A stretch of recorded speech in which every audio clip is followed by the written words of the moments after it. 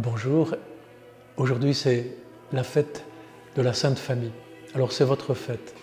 Nous avons cet évangile d'aujourd'hui où nous voyons Marie, Jésus et Joseph, je dirais partir en pèlerinage à Jérusalem, c'est un pèlerinage habituel. Et voilà qu'on y va tout en famille, en troupeau pourrait-on dire. Et Jésus lui reste à Jérusalem tandis que Marie et Joseph s'en vont. D'abord c'est tellement beau de voir que Marie et Joseph ne se rendent pas compte que Jésus n'est pas avec eux. De voir que Marie et Joseph ne couvent pas.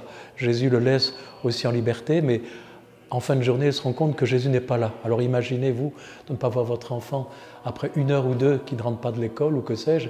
Eh bien pendant 2 jours, 3 jours, Joseph et Marie vont chercher le Christ.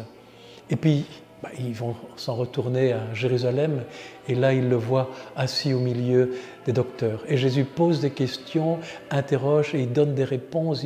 Enfin de voir Jésus qui écoute, qui parle, et déjà les gens sont touchés de sa sagesse. Ils étaient vraiment émerveillés. Et puis voilà que Joseph et Marie le découvrent à Jérusalem, assis au milieu des docteurs. Alors c'est bien sûr l'étonnement de Marie et Joseph, mais nous te cherchons avec beaucoup d'angoisse, cela ne te fait rien. Et voilà, mais Jésus, d'une manière toute paisible, dit, mais savez-vous pas que je tête aux affaires de mon Père? Bon, voilà une parole assez forte, mais Jésus qui prend sa distance vis-à-vis de la famille. Et puis de voir que Marie était étonnée.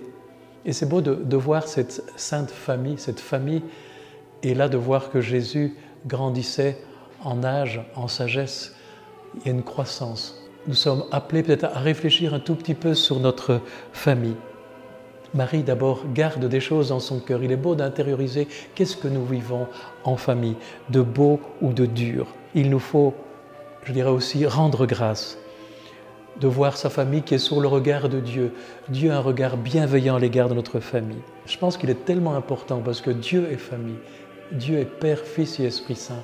Vous aussi, vous êtes une petite église et ce n'est pas banal.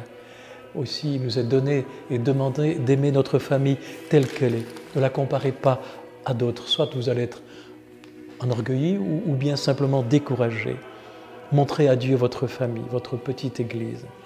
Découvrez l'Église aussi comme une famille.